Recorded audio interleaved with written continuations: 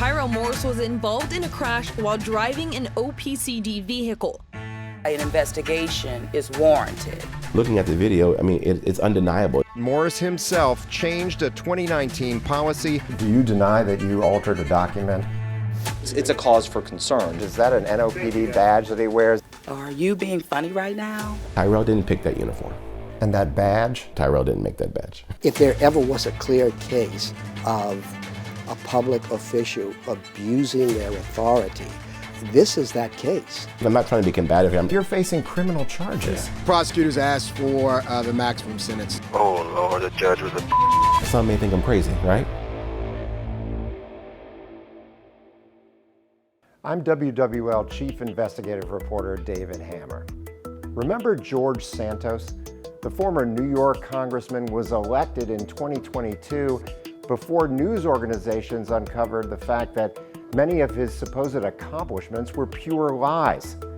Then he was charged with crimes, removed from Congress, and convicted on identity theft and wire fraud. In light of the expulsion of the gentleman from New York, Mr. Santos, the whole number of the House is now 434. The U.S. House voted to expel New York Congressman George Santos, who faces charges of fraud for allegedly stealing people's identities and making charges on the credit cards of his own donors. You have anything to say to your constituent, George Santos? Well, it turns out New Orleans had its own George Santos-style fabulist in public office until our investigation exposed the truth. Few noticed back in 2017 when a top official at the city's 911 emergency agency recommended hiring Tyrell Morris as deputy director. He's very well experienced in emergency response on many different levels, to include having worked with during the 911 attacks, 9/11 attacks, and the Pentagon. Morris's LinkedIn profile claimed he was vice chairman of disaster operations for the Red Cross in 2001 when he was just 15 years old. Orleans Parish Communication District Board member Brobson Lutz expressed concern. I mean, this CV has a lot of red flags in it, and I won't feel like I have enough information. But in spite of Lutz's concerns, the OPCD board voted to hire Morris as the deputy director anyway. And then just a year later, he was suddenly put in charge of the entire 911 agency. Even insiders say they're perplexed. Mayor LaToya Cantrell suddenly called an emergency meeting to fire Stephen Gordon after 43 years as a police officer and head of the city's 911 emergency system. Immediately terminate Stephen Gordon's employment as the executive director of OPCD.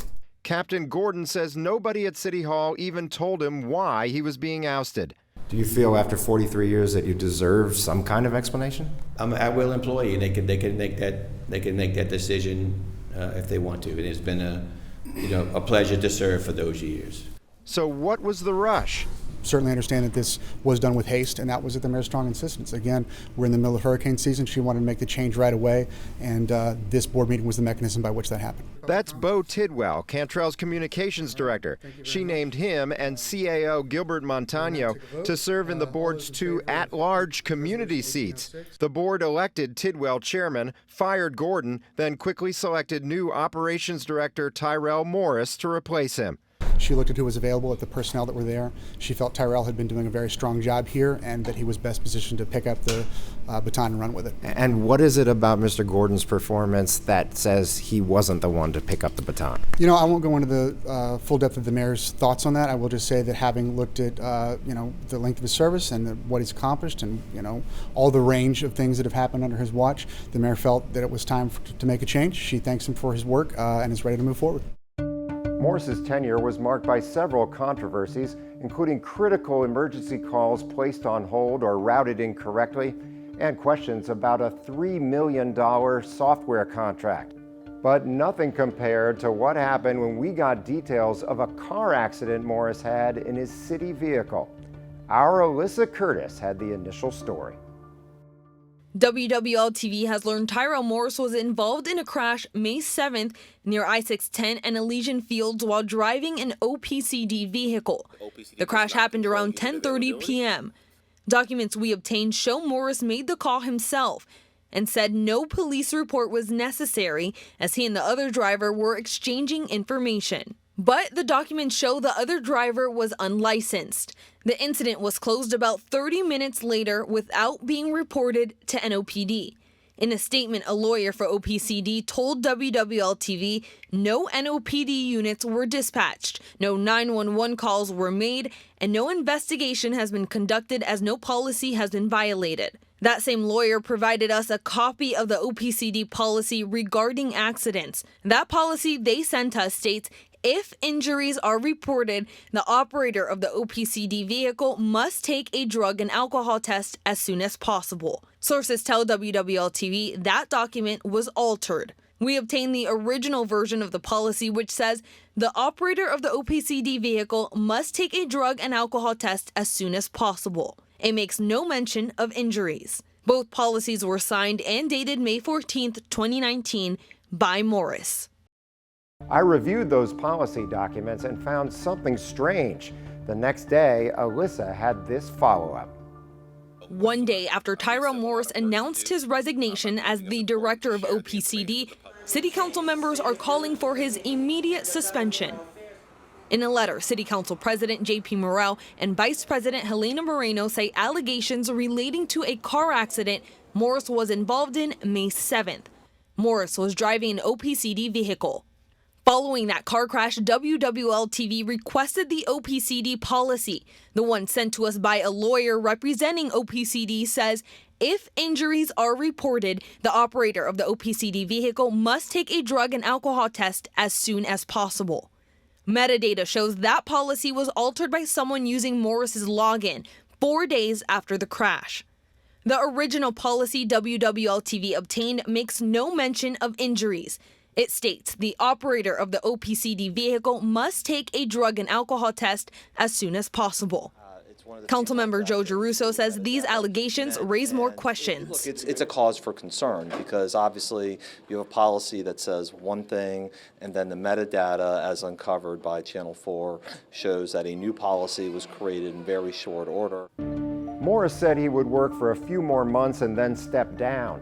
But after our reporting, pressure mounted for him to resign immediately. If there ever was a clear case of a public official abusing their authority, this is that case. Loyola law professor Blaine Wassen reviewed what we exposed this week. There's the video of 911 Director Tyrell Morris sitting at a red light in the middle lane in his taxpayer-funded vehicle at 10:40 at night with a car waiting in the right lane. The light turns green and Morris veers right into the other car. There's Morris's accident report, filed as a part of an insurance claim, depicting the other car coming up behind him and swerving around him to the right and hitting him. That is a public record that contains a false material misrepresentation. And we showed the proof in the document metadata that Morris himself changed a 2019 policy 4 days after the crash happened this May to make it look like he didn't need to submit to an alcohol and drug test. Well, it's not the violation itself, it's the attempt to cover it up that is the bigger offense and one that has criminal implications. But at a news conference today, Mayor LaToya Cantrell was steadfast that Morris should not be suspended while under investigation. Given that the law that's cited by the members of the City Council has to do with a crime, do you think that it's wise to keep him on and not suspend him? Would you do that with another employee who was alleged to have committed a crime? Well, what I will say is that these are allegations, and that is why an investigation is warranted. An investigation will take place, and we will deal with that at that time. But allegations are allegations, and I'm very clear that they're not always accurate. In spite of the video and the documents and everything? Again, those are allegations. I've not looked at them. Cantrell said the issue is really one for the Communications District Board. The chair is her Director of Homeland Security, John Thomas. What is their response to, because you said that's not in your decision making because it's at the board. So I'd like to ask him the question about... What's the question? About the decision regarding the letter received from the City Council and their request for a suspension. Sure. from the board, please? Sure. He'll echo exactly what I've just indicated. A year after Morris left office, a grand jury indicted him on 4 counts: malfeasance in office, injuring public records, insurance fraud, and false personation of a peace officer. Morris pled not guilty and hired a well-known criminal defense attorney to speak for him. So imagine our surprise when Morris showed up at the WWL studios on March 6, 2025 to announce that he was running for mayor. I would finally get my interview. When Tyrell Morris came to WWL to announce his run for mayor, I was surprised as anyone that he answered my questions about his 2023 car accident, the one that led to criminal charges alleging he committed malfeasance in office, altered public records, and lied about what happened on an insurance report. All you see is in this lane, right? You don't see the person coming behind me. You see the very end. You're both stopped at the light. No. Yes, you are. And I was even more surprised with what came next. Can we watch it together? I'd be happy to watch it with you. Okay. Okay. But you've seen it. It's been on TV many, many times. Yeah. No, we weren't stopped. You see him driving down the aisle, down the lane. We'll get the video if you want to take a look at it. Yeah. Oh, okay. Here we go. Right? Yep. Light turns green. Now you start, and you turn into him and hit him. Okay. Can I see the report? Let me see it. So, and that's actually the first time I've seen. And Dave, I'm not trying to be combative here. Honestly, I hadn't looked at this in this detail. Not even with my attorney. So is it your? Well, I mean, you're facing criminal charges. Yeah. And you're telling me that this is the first time you're looking at this? This is the first time you're looking at the video? No. I looked at the video. I just think my understanding. I watched it when it first came out. Right, I'm not going to sit here and keep playing it over and over again. Yeah. My recollection of the incident was just how it's written. I'm sitting at the light. Now, what happened was. Do you not agree, though, that you're both sitting at the light, at the red light, both stopped, you in the next to right lane and him in the right lane, and then the light turns green and you go and you turn into him? Well, yeah, of course, now because it's a different perspective, right? Looking at the video, I mean, it's undeniable. Morris says he wasn't trying to cover anything up when he blamed the other driver, or when he changed the vehicle policy 4 days after the accident to say drug and alcohol screening was only required for accidents with injuries. Do you see, though, how with the change in the policy and the description of it that doesn't match the video, why people would think that you were trying to cover this up? No, right, but that's why I think it's important that in all the reports that came out that my voice was represented. But you didn't respond when you did not agree to an interview for those stories. No. I'll be honest with you. I wanted to have a press conference before any of the reports came out. Now, as he awaits trial in April, Morris says he won't make that mistake again. There's no way I can come in here and sit with you, knowing the kind of investigative reporter that you are, the difficult questions you're going to ask. I knew that coming in here.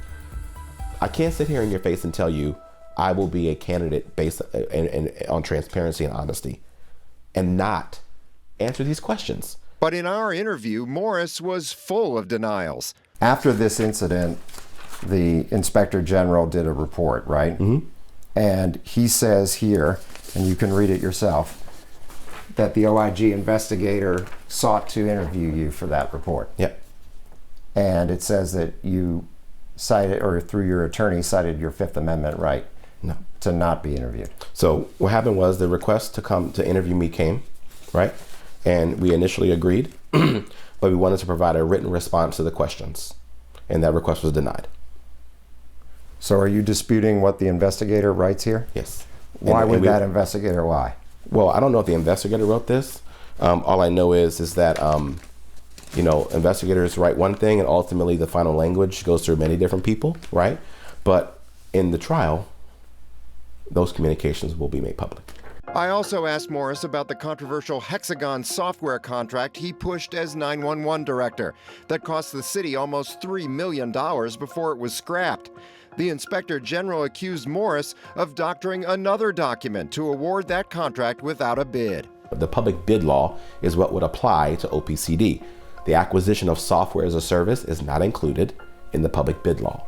So do you deny that you altered a document that would have said that the board approved you to go forward to sign that contract with Hexagon? So I read the report, but again, that's an investigative tool that the OIG never even asked me before he published the report. On I would have to see what he's talking about. I haven't seen the documents. He's also charged with impersonating a peace officer. In the video, after he hits the other car, you can see he turns on blue and red emergency lights. So we asked him about that too. People always ask the question about, oh, you turned the lights on. Yeah, I have a certification in emergency vehicle operations, and we're taught immediately, if you're in an accident, turn your lights on so people can see you, all right? So that's what that was. But that's not what Louisiana state law says about who can use blue lights. It says, quote, all persons other than law enforcement officers on official duty are prohibited from equipping, operating, or using motor vehicles with blue-colored electric lights thereon. And we obtained public records from Morris's former agency, the Orleans Parish Communications District. They show it was Tyrell Morris, just 6 months before his accident, who first purchased blue lights for the agency's vehicles at a cost of $2,400. He not only turned on those blue lights, but he ordered them and paid for them as executive director to be added to the units. That did not exist before his time, and I certainly did not have that in any of our vehicles. Stephen Gordon was the executive director of OPCD before Morris, and Gordon's a former New Orleans police officer. With blue lights, it needs to be reserved for law enforcement, so it's clear, signal to everyone else what the purpose of those lights are, and to give their identity. OPCD records show it was Morris who changed the agency's vehicle policy in 2019 to say, quote, OPCD vehicles may be equipped with emergency equipment to include lights and sirens. And after Morris was forced out in 2023, his successor immediately changed the policy to limit who can use those lights. And that's just in compliance with the law. Yeah. Correct. Morris's use of blue lights could be an issue in his criminal trial, but separately, police officers have wondered for years, why did Morris wear what looked like a police uniform with a badge that looked very similar to an NOPD badge? I asked Mayor LaToya Cantrell about it back in 2023. Does he have a badge? Is that an NOPD badge that he wears and 4 stars? Are those part of an NOPD uniform?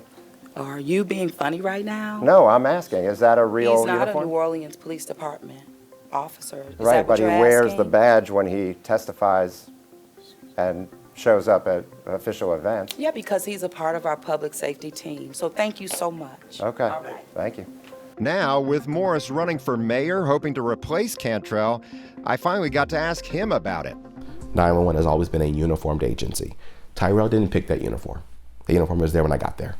But again, public records contradict that. When Morris got there in 2017, this was the agency's official uniform policy. It talks about polo shirts with the official OPCD logo on the left side, the employee's name on the right. And look, there's Morris on WWL in 2019 wearing that exact style of polo shirt. In fact, these OPCD records prove it was Morris who changed the agency's uniform policy in September 2019, and that introduced Class A uniforms for supervisors with white dress shirts and gold badges. We did not have a formal Dress A, Class A uniform for OPCD administrative people through the 10 years of my administration as an executive director, or the previous decade with the previous executive director. Public records show Morris ordered a new dress uniform in 2020, including a dress coat in the same style as the ones police wear, and hard and soft epaulets with 4 stars, same as the shoulder boards police chiefs wear. It cost the agency more than $500. And that badge, the badge that you were wearing? I didn't wear that. That was the badge given to me when I came here. So the previous ops director, they had Class A uniforms to do special events. Everyone was issued a badge and a white shirt. Tyrell didn't make that badge. Okay. But remember, OPCD records show it was Morris who introduced the Class A uniforms with a badge and white shirt, and financial records prove it was also Morris who ordered those badges, 80 of them in all, costing OPCD more than $4,000. I have no knowledge of that badge. It was new to me when I saw it. It did not exist under my tenure. Bottom line here, why put yourself out there to run under this cloud? Yeah, some may think I'm crazy, right? I can't get away from it. You know, so I have tried over the last 2 years evaluating this decision, right? I really weighed, is this the right thing to do? And then every time, David, I think maybe not. Something will happen in life that pushes me back to, I need to do this. A criminal jury could get to decide if he gets that chance before the voters do. After several delays, Morris's trial was finally held in late September 2025.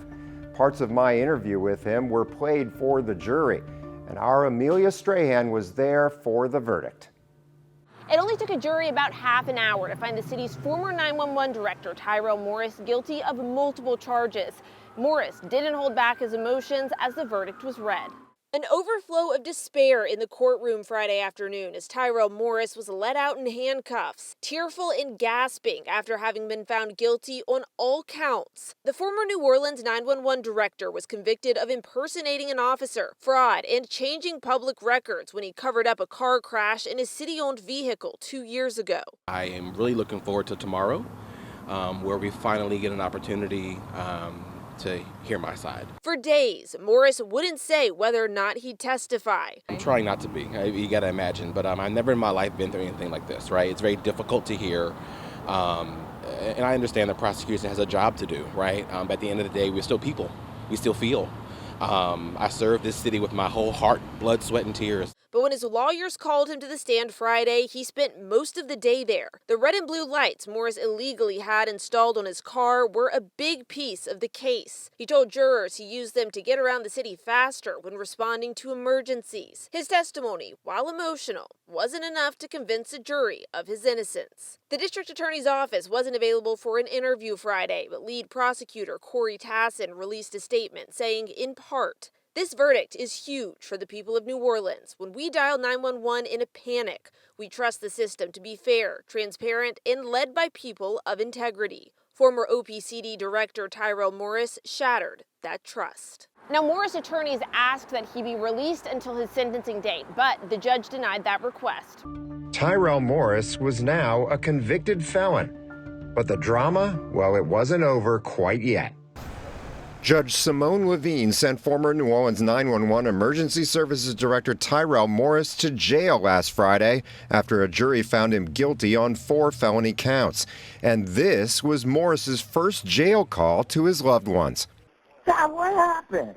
Oh, Lord, the judge was a Somebody must have paid her. Well, even the prosecutor was like, what? After Morris spent 6 days in a jail cell and time on suicide watch, the DA's office argued for a maximum 10-year sentence. My prosecutors asked for the maximum sentence. The judge gave him 10 years but suspended 9 of those. Clearly based upon his words over the weekend on those jail calls, he does not see anything wrong with what he did. Morris bawled uncontrollably at the hearing, but still offered excuses. Still insisted he didn't realize the accident was his fault until he sat down with me for this interview long after he was charged with crimes. Light turns green. Now you start, and you turn into him and hit him. Okay. Looking at the video, I mean, it's undeniable. The jury saw video of him celebrating his birthday at a French Quarter bar after the accident.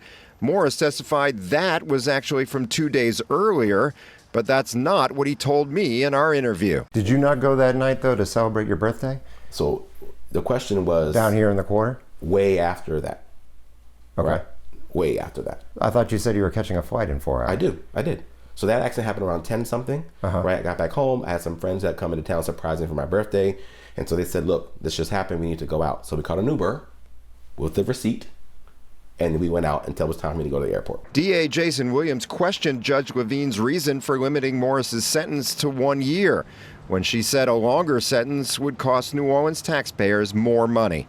I don't quite understand. The citizens of New Orleans don't pay the cost of people who are serving time in the Department of Corrections. It's not the way the system works, so I disagree with that, frankly. Secondly, if you did it, David, you get more than a year. If you had police lights that you weren't supposed to have in your vehicle and you got in a wreck with someone overnight and got caught doing it, you'd probably get a lot more time than a year. Tyrell Morris sought the limelight. Then we caught him in a series of lies. It led to his arrest, conviction, and imprisonment. That's why we're calling him the George Santos of New Orleans.